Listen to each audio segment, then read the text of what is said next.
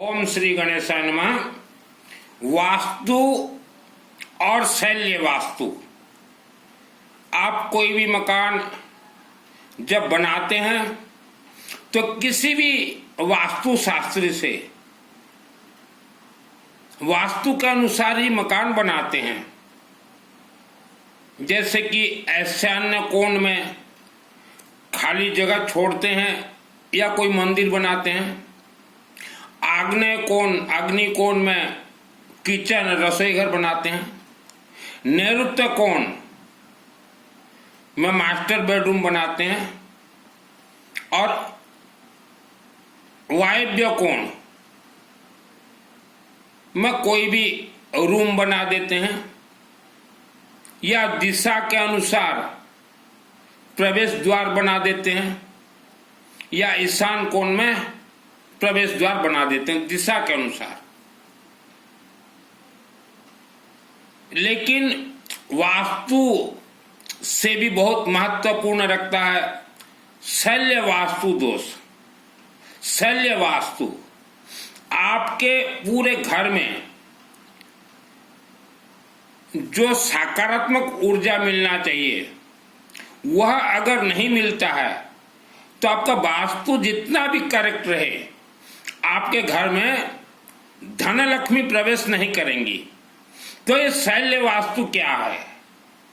मान लीजिए आपके जमीन के 10,000 फीट नीचे 20,000 फीट नीचे किसी मानव का नर कंकाल पड़ा हो, किसी मानव का हड्डी पड़ा हो या गौ माता का हड्डी पड़ा हो या किसी जानवर का हड्डी पड़ा हो, तो हड्डियों में इतना शक्ति रहता है नकारात्मक ऊर्जा का कि वह मकान में रहने वाले को परेशानी, कारखाना चल नहीं पाएगा,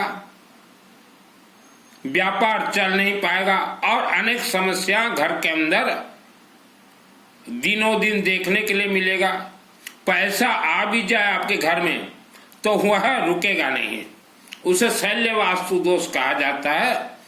और मान लीजिए पहले जमाने में जब बैंक नहीं थे, गोदरेज नहीं थे, मकानों में दरवाजा लगाने के लिए व्यवस्था नहीं था, तो लोग अपना पैसा उस जमाने में चलता था गोल्ड कॉइन, सोने का सिक्का। तो वह इतने धुरंधर थे उस जमाने के लोग जो कि अपने मकान के नीचे गड्ढा खोद के गोल्ड सोने का कॉइन रख देते थे और तंत्र विद्या से उसे बंधन कर देते थे। समय के अनुसार वह मानव मर गए तो जहां की जहां वह तंत्र में बंधन कॉइन रह गया। वह कॉइन को आज के दिन में वर्ल्ड का कोई तांत्रिक मांत्रिक निकाल नहीं सकता। तो ऐसे घरों में समय के अनुसार आपका नया मकान, बिल्डिंग, अपार्टमेंट बन गया, कारखाना बन गया, फैक्ट्री बन गया। तो वर्ल्ड के अंदर कोई भी ऐसा सामग्री नहीं है जो कि आपके घर में लगाओ तो इसका शक्ति को क्षय कर दे। वर्ल्ड के अंदर कहीं भी नहीं है। उस मकान, ऐसे मकान में रहने वाले परिवार या उस मकान में जन्म लेने वाले व्यक्ति अपने आप जन्म से ही तंत्र बंधन में बंध जाते हैं क्योंकि मानव शरीर पंच तत्व से बना हुआ है। अग्नि तत्व, वायु तत्व, पृथ्वी तत्व, जल तत्व और आकाश तत्व है। तो पृथ्वी तत्व जो जमीन है या पृथ्वी तत्व है, तो वहां जो पंच तत्व आपके शरीर में है वह तंत्र आपके शरीर में है। तो ऐसे मकानों में 90% लोग रहते हैं। तो आप दुख भोग रहे हो, कोई आपको स्टोन काम नहीं करेगा, कोई पत्थर सत्तर काम नहीं करेगा। जितने भी स्टोन बेचने वाले हैं बोलेंगे कि ले आओ, ये ग्रह के लिए ये स्टोन, ये ग्रह के लिए ये नक्षत्र राशि, वह पैसा बर्बादी है। नंबर 2, राहु ग्रह जिसे दोष हो तो जीवन उसका बर्बाद हो जाता है। राहु ग्रह दोष को थोड़ा शांत करना है, सूर्य ग्रह से आशीर्वाद लेना है, तो सबसे आसान तरीका है गेहूं, गहम, व्हीट। गेहूं आप किसी भी शिव मंदिर में जाइए और पंडित पुजारी जी से बोलिए कि पंडित जी हमारे घर के सभी मेंबर के नाम से हमें गेहूं चढ़ाना है। पंडित जी जब बोले तब आप गेहूं लेके जाइए या किसी के हाथ में भिजवा दीजिए, और गेहूं से हो सके आप रुद्रा अभिषेक करवाए। पंडित जी मंत्र पढ़ते रहेंगे, आप गेहूं छोड़ते रहोगे, या दो पंडित बैठेंगे, एक पंडित गेहूं छोड़ते रहेंगे, एक पंडित रुद्राभिषेक मंत्र उच्चारण करेंगे, या गेहूं को पूर्णाभिषेक करवा दीजिए। कहीं 30 किलो लगते हैं, कहीं 60 किलो लगते हैं। गेहूं को कनक कहा गया। कनक का अर्थ होता स्वर्ण, सोना। इससे राहु ग्रह शांत होंगे, सूर्य ग्रह मजबूत होंगे और पैसा आपका समय के अनुसार मजबूत होता जाएगा, ठोस होता जाएगा। आज जैसे 1 तारीख है, 1 सितंबर, आप हमारे YouTube में देखिए, आज गेहूं का पूर्णाभिषेक और रुद्राभिषेक किया गया। 60 किलो 60 किलो गेहूं का। कालाहांडी के एक महाशक्ति पीठ है, शिव मंदिर, शिवलिंग, वहां करवाया हूं। मैं उस शिव मंदिर से करीब 500 किलोमीटर दूर रहता हूं, और आज जिन परिवार का गेहूं के रुद्राभिषेक पूर्णाभिषेक हुए हैं, यह परिवार भुवनेश्वर में रहते हैं। सुरेश कुमार अग्रवाल जी, यह परिवार भुवनेश्वर में रहते हैं। तो इनसे आज सुबह ही मेरा चर्चा हुआ, तो बोले भाई साहब आज ही हमारा गेहूं का और रुद्राभिषेक पूर्णाभिषेक करवा दीजिए। तो कालाहांडी के जो शिव मंदिर महाशक्तिपीठ, वहां के पंडित जी हैं राजकिशोर दास, मास्टरमाइंड। उनको हमने मैसेज किया कि सुरेश कुमार अग्रवाल जी जो भुवनेश्वर के निवासी हैं, उनके ऑल फैमिली मेंबर्स के नाम से गेहूं का और रुद्राभिषेक पूर्णाभिषेक करवा दीजिए। तो आज उनका हुआ है। अब 2024 दिसंबर में अनेक परिवार का मेरे माध्यम से वह शिव मंदिर में हुआ है। हमारे परिवार का भी वह शिव मंदिर में हुआ है। तो आप वर्ल्ड के अंदर कहीं रहे, पहले अपने क्षेत्र का शिव मंदिर देखिए, वहां पंडित जी को बोलिए पंडित जी शिवलिंग को साफ कर दीजिए, और हमारा गेहूं कितना किलो लगेगा, 30 किलो भी लग सकता है, 60 किलो भी, आप हमारे गोत्र नाम से यहाँ चढ़वा दीजिए, पूर्णाभिषेक करवा दीजिए। कम खर्चा में हो जाएगा। रुद्राभिषेक करवाएंगे, थोड़ा खर्चा ज्यादा लगेगा। और होने के बाद फिर पंडित जी जो हैं वह गेहूं अपने से लेंगे। गेहूं के अंदर और भी बहुत राज रहस्य है। जैसे पितृपक्ष में वर्ल्ड के करोड़ों परिवार जो जानकार जानते हैं, गेहूं चढ़ाते हैं शिवलिंग में पितृपक्ष में। अभी जो आएगा ना 7 तारीख से पितृपक्ष, तो 12 महीना कभी भी आप चढ़वा सकते हैं। ऐसा नहीं कि पितृपक्ष में ही चढ़ाना। पितृपक्ष में चढ़ाने से वह आपके पितृ देवता भी प्रसन्न होंगे कि चलो हमारे कुल में कोई तो लायक संतान जन्म हुआ है, या लायक औरत जन्म हुई है, जो कि पितृपक्ष में हमारे भोले शिवनाथ शिव जी को इन्होंने गेहूं चढ़ाया है। तो यह जरूर कीजिए। और जितने भी जॉइंट फैमिली में हो, हमने बहुत जॉइंट फैमिली देखा है, घर में रहेंगे 10 कमरा, 6 कमरा तो बंद रहेंगे, 4 कमरे में लोग रहेंगे। बाकी हम पूछते हैं कि यह 6 कमरे वाले कहाँ गए, तो बोलते हैं कि गुरुजी ये कई सालों से कोई अमेरिका चला गया, कोई लंदन में। तो हम बोलते हैं ताला क्यों बंद है? बोले नहीं ये इनका कमरा है। तो ऐसे घरों में पूरा घर में नकारात्मक ऊर्जा भरपूर रहता है, भरपूर रहता है। तो आप लोग जॉइंट फैमिली जितने भी हो, एक बार पहले शिवलिंग में गेहूं चढ़ाइए, घर के शिवलिंग में नहीं, मंदिर के शिवलिंग में। लोग जाते हैं सालों साल शिव मंदिर में, इतना इतना गेहूं लेके जाएंगे। हे भोलेनाथ, हे बाबा भोले, कोई शिव जी भोलेनाथ भोले बाबा नहीं है। शिव जी तो है अघोरी नाथ शिव जी। तो जॉइंट फैमिली, आप पहले एक बार गेहूं चढ़ा लीजिए। आपको जब चमत्कार दिखने लगे फिर आप 24 घंटा यज्ञ फिर कीजिए, फिर चमत्कार। आज के दिन में चमत्कार को नमस्कार है। बिना चमत्कार को कोई नमस्कार नहीं करता। और चमत्कार देखने के लिए ही लोग पागलों के तरह तांत्रिकों के पास जाते हैं फंसने के लिए कि कोई तांत्रिक चमत्कार दिखा दे। जितने चमत्कार दिखाने वाले तांत्रिक हैं विश्व में, यह हमारे हिंदू सनातन धर्म के देवी देवताओं से इन्हें सिद्धि प्राप्त नहीं है। हिंदू सनातन धर्म के देवी देवताओं से जिसको सिद्धि प्राप्त हो वह चमत्कार नहीं दिखाएगा। ये खुलेआम नहीं दिखाएगा। मेरा नाम सुनील मित्तल, 10 महाविद्या का तंत्र शास्त्री और दुर्गा सप्तशती 2001 को चंडी पाठ मेरे आत्मा में सिद्ध है। ये मैं तो ऊपर कवर हूं, ये मेरा कवर है। ये आत्मा तो कभी कभी मेरे शरीर से निकलता है और ऐसा भयंकर भयानक निकलता है आत्मा, मैं रोक देता हूं। न तो न जाने वो क्या कर दे आत्मा। ये तो मेरा कवर है।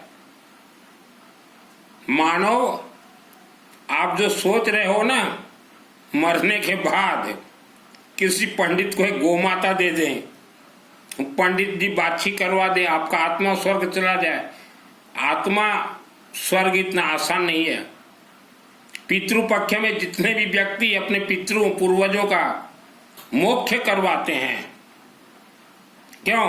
पितृपक्ष भी आ रहा है ना, 7 तारीख। लोग श्रीमद् भागवत महापुराण करवाएंगे, गया जी करवाएंगे। तो हम पूछते हैं ये क्या चल रहा है? बोले हमारे पितरों को मोक्ष देंगे। पितरों को मोक्ष कैसे मिले? आप भी 20 साल के बाद पितृ ही बनोगे, पितृ देवता। एक रहता है शरीर, उसके अंदर रहता है आत्मा। शरीर को मोक्ष मिलता है, 5 तत्व उसका अलग अलग होकर मोक्ष मिलता है। आत्मा को मोक्ष नहीं मिलता, मुक्ति नहीं मिलता, उसे स्वर्ग ही मिलेगा। और आपके पूर्वजों ने संपूर्ण जीवन कभी एक 24 घंटा यज्ञ तो करवाया ही नहीं है, आपने भी नहीं करवाया है।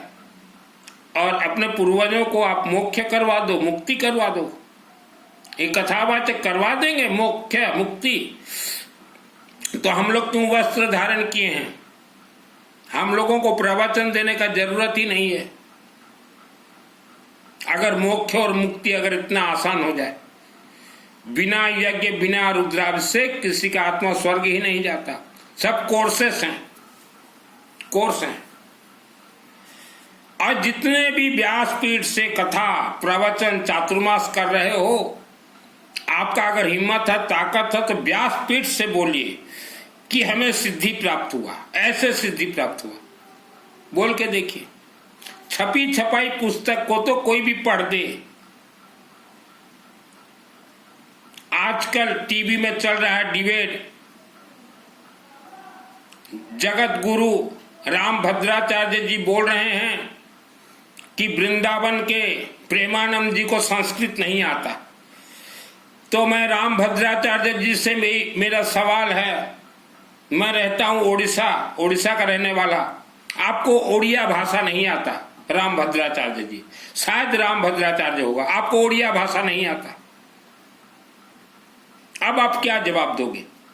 जो संस्कृत घर में पला बड़ा है उसे संस्कृत आएगा, जो हिंदी घर में पला बड़ा है उसे हिंदी आएगा, जो गुजराती के घर में पला बड़ा उसे गुजराती आएगा, जो सिख परिवार में पला बड़ा उन्हें सिख शब्द आएगा, जो चाइना में पला बड़ा उसे चाइना आएगा। हम जैसे उड़ीसा में, मेरा जन्म है उड़ीसा, अग्रवाल का बेटा हूं सुनील मित्तल, तो हम तो जन्म से ही हिंदी भी बोलते हैं, उड़िया भाषा भी बोलते हैं। तो जो रामभद्राचार्य जी, आप जो ज्ञान पेल रहे हो, संस्कृत का ज्ञान, आपको सिद्धि प्राप्त है क्या? पहले आप ये बताइए। प्रेमानंद जी को तो सिद्धि प्राप्त नहीं है, ये तो मैं 100% गारंटी बोल रहा हूं। वृंदावन के प्रेमानंद जी को सिद्धि प्राप्त नहीं है, ये तो मैं चैलेंज के साथ बोल रहा हूं। लेकिन रामभद्राचार्य जी, आपको सिद्धि प्राप्त है क्या? जब आपको तो सिद्धि प्राप्त नहीं है, फिर आप क्यों बोल रहे हो प्रेमानंद जी महाराज के बारे में?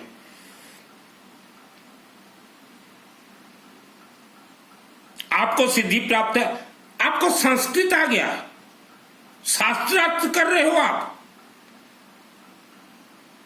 संस्कृत कोई पढ़ लिया तो विद्वान हो गया, फिर तो जो हिंदी पढ़े वो भी विद्वान, जो जापानीज बोले वो भी विद्वान। संस्कृत जो पढ़ लिया वो विद्वान नहीं होता। रामभद्राचार्य जी, आज यही संस्कृत के नाम से ही पूरा हिंदू धर्म को, भारत को बर्बाद किया गया है।